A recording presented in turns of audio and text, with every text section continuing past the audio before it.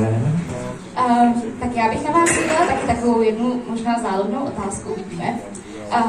Když takhle v rámci toho slavnostního vyhlášení koukáte na ty medailonky, kde se objevují ty jednotliví nominovaní, typujete třeba to jejich pořadí, jak by to mohlo na konci vypadat, kdo by třeba se mohl umístit na tom prvním místě?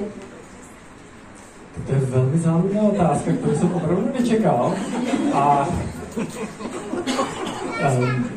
ve skutečnosti ta kombinatorika těch pořadí vlastně ukazuje, že je to vyhlašování náhodného pokusu, kde pravděpodobnost jednotlivých pokusů mezi sebou je nezávislá. Takže matematika nám říká, že vlastně nelze ve skutečnosti odhadnout, kdo v jakém pořadí bude vyhlášen. Výborně. Naprosto krásná odpověď, dámy a pánové.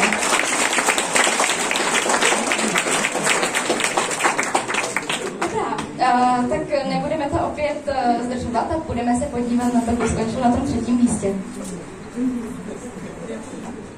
Tak, je mojí povinností Milou oznámit, že na třetím místě v kategorii rozvoje technologií se umístil Martin Plaček.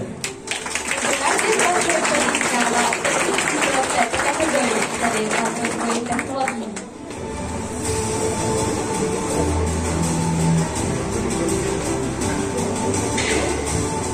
Takže velká gratulace, Martin si odnáší poukaz v hodnotě 5000 korun do kafeterie, samozřejmě památeční sošku a diplom.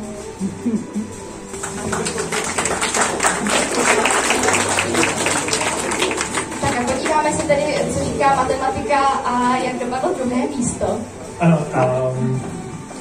ještě taková vsuvka.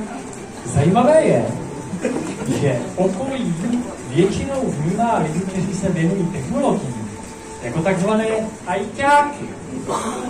A teď se tam, Ryšo, znáš obecnou definici ajťáka? Myslíš exaktní?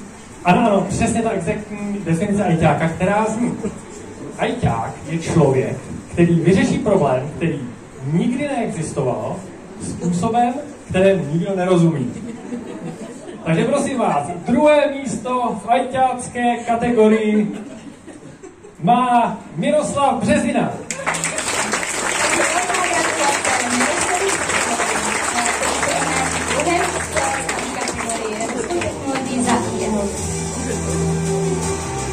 Miroslav opět přebírá šek na 7000 korun od společnosti Plaxi, sošku a památeční diplom. Gratulujeme a velký potlesk pro druhé místo.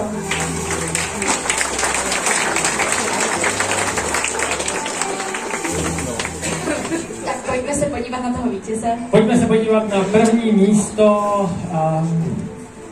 Ne, já vás budu ještě trošičku napínat. A poprosím Ryšu o takovou malou nápovědu. Prosím tě, mohl bys nám říct první písmenko výherce, zejména výherce? Tak prvé písmenko je 01, 00, 1, Děkuji, takže binární. Já vidím, jak část technického publika ještě teďka furt přemýšlí, kolik je 2 na 6. Já vás nebudu trápit. Nebudete tomu věřit, ale první místo v této kategorii a správná odpověď toho binárního kódu bylo písmeno 74, což je písmeno L a je to Lukáš Bohanský.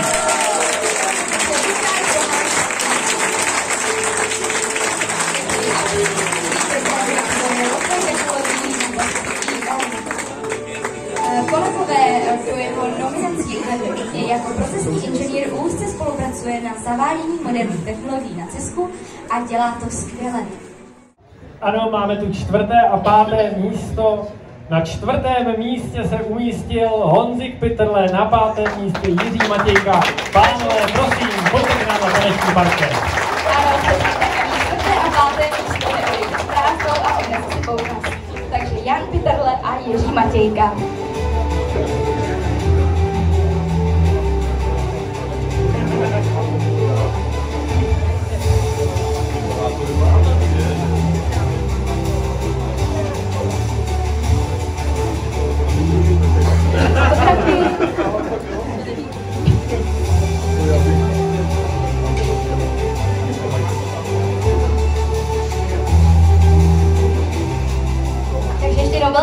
gratulace 4. a 5. místo. A já vám, pánové, moc děkuji za tento vstup.